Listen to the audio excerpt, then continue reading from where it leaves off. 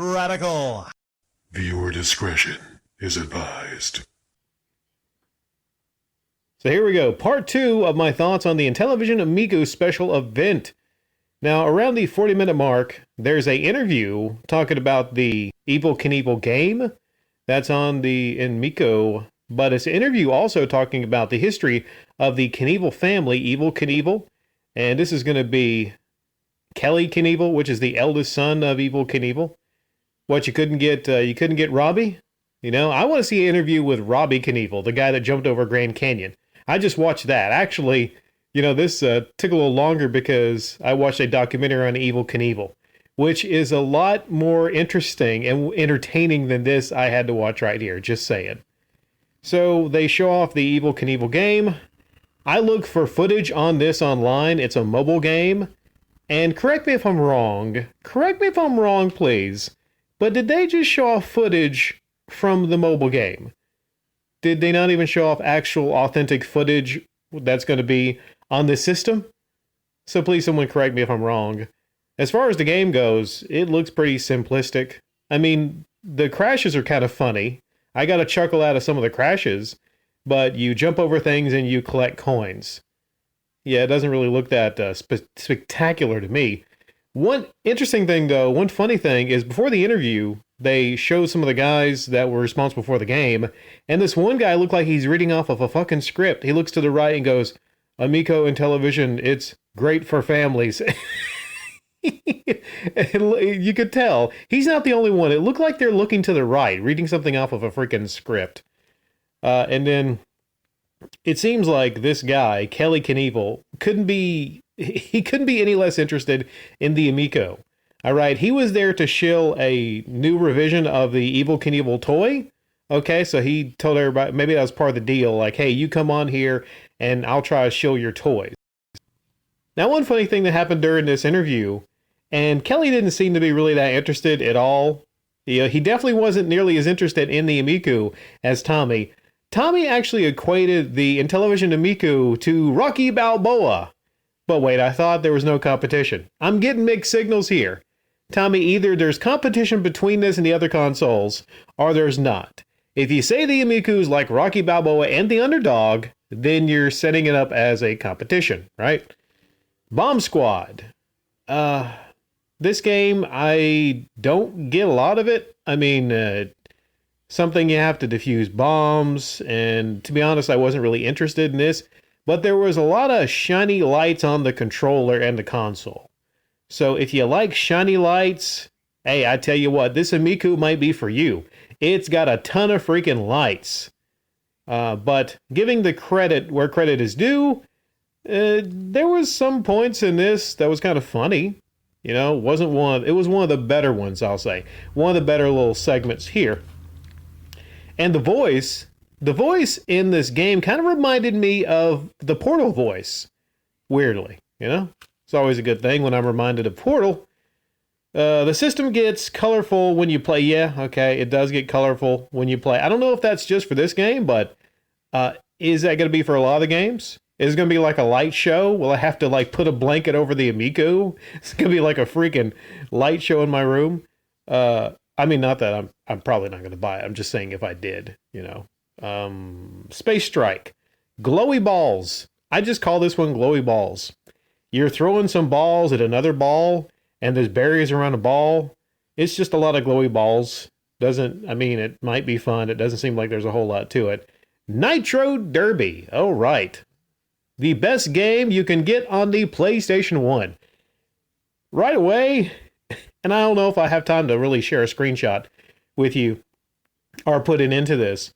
I took a screenshot, and I could swear it looked like a PS1 game. I mean, the wheels look blocky. Maybe it looks better than a PS1 game, but I can't tell because the camera is so fucking far away. You know, to play this, it looks like you'd maybe have to get right next to your screen. I mean, I have a 65-inch TV, but I don't know if I could even, you know, it's like a zoomed out image. And already I told you I don't like that zoomed out images. I don't like isometric games. I don't like it when you have to really focus to see your character because they're so tinny. They're so tinny. And next up, they talk about a game That sounds like a movie I might have watched last night. Rigid Force. I think Ron Jeremy might be in that one. Yeah. So this game, it looked great. It was the first game that I looked at and I said, damn, I might want to get this for that. That looks really fucking nice. Kind of reminded me of R-Type. But wouldn't you know it, this is not really an exclusive game. It's also on the Switch, might be on the other system. So I was like, okay. It just so happens the first game I really get excited about, I can get on other consoles. But there are exclusives, like multiplayer is exclusive. And I think something else. But again, I mean, not technically an exclusive, just the multiplayer. But for what it is, it looks really nice. Let's see here. And then we get to a part where Tommy is all excited, showing off the internals. Showing off everything in the system. It looks like he's confused about a lot of the internals. Also, maybe he's just playing it up. And he's like, well, I don't know what this does, but it looks pretty cool, right?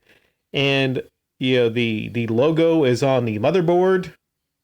All right, I don't know why they always stress that. I think the Xbox logo is on an Xbox motherboard of the One S, but I'm like, you never see it. So a lot of people really don't care about that. And then he plays skiing. Which is one of the pack-in games. And later I'll tell you what the pack-in games are. Skiing is one of the pack-in games.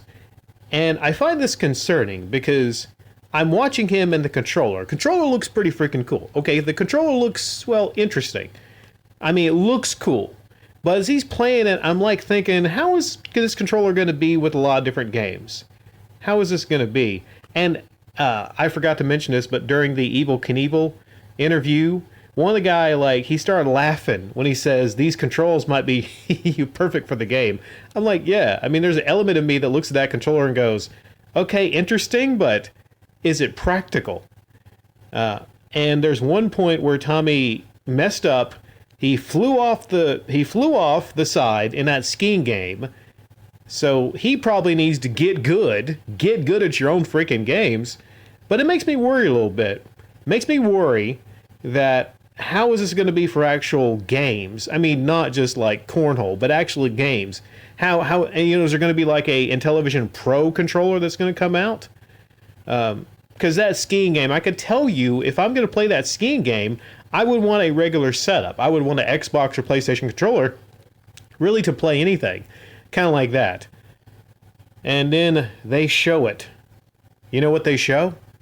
The system seller. The reason people are going to get this console. Earth motherfucking worm motherfucking Jim, bitches. Earthworm Jim. And they show this game off. And he hypes it up. He's got a panel of people around him. You know, we are just, everyone's in anticipation, right? Okay, if you have been watching this, there's people probably leaving comments like this is really what you came to see. This big moment, this reveal was 1 hour, 12 minutes, 20 seconds to 1 hour, 12 minutes, 47 seconds. An hour, 20-minute long conference. And your killer app, you show for less than 30 seconds. Somebody left a funny comment to somebody I saw in a video, and it was today, or I think earlier today, or maybe last night. It was fucking hilarious, and I told him such. Somebody commented, hey, Earthworm Jim looks good. And then somebody replied saying, which part looked good? The part where he went left or the part where he went right? Literally, all the game, and you know, the gameplay was less than 27 seconds. The gameplay was only maybe 10 seconds. You see him go left, and you see him go right. I would say probably before you do this kind of conference, maybe have more of that to show. Jeez, the next one, are you going to have like 40 seconds during the next one? I'm just saying, a lot of people are interested in Earthworm Jim. So, yeah, I don't think a lot of people are really going to be climbing over other people to get to Bomb Squad or the racing game. No, they're interested in Earthworm Jim, Tommy. That's what they're interested in. Now we go to the Q&A. These are questions people sent him, and he answered the questions. What are the pack-in games? Well, he listed 5 pack-in games. But I go to the Intellivision Amico site, and it says 6.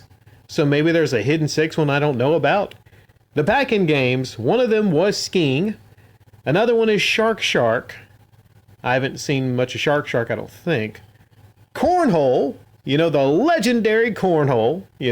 People think Earthworm Jim is a system seller, but I'm telling you, motherfucker, Cornhole, okay? Cornhole, this is an exclusive, a must-have. Astro Smash, I talked about that. And Farkle. What the fuck is a Farkle? Is it like a role-playing game? Is it a shooter? What the fuck is Farkle? Somebody please in the comment section down below tell me what the fuck a Farkle is. Two more things. He talked about the media. It was going to be 16 gigabytes, but he doubled that baby. He doubled it to 32 gigabytes. Okay, 2021, this thing's coming out, okay? Going to be $250. All right. 32 gigabytes. All right. You can get a lot more storage than that right now on the current PlayStation and the current Xbox. Well, it's not competition, right? It's not competition. And granted, he did say that the games are usually 300 megabytes to a gigabyte. All right. Most of them probably 300 megabytes because it's just glowy balls. Mostly just glowy balls, It's the glowy console. The console glows and then the games all glow. It's just a glow fest. Now here's the thing I'll finish off on. Here's my question, really. I got a big question about this. And a lot of people have a question. Collectors. A lot of collectors say that they want to get this console. It's a collector item, okay? Collectors like physical media. Hell, everybody likes physical media, right? Okay? When he was asked if it was going to have physical media, it was kind of a weird answer he gave. Like he was going to have it looking into it. It was not like a straight up answer you need to answer, which is these games will be physical. They will be on carts.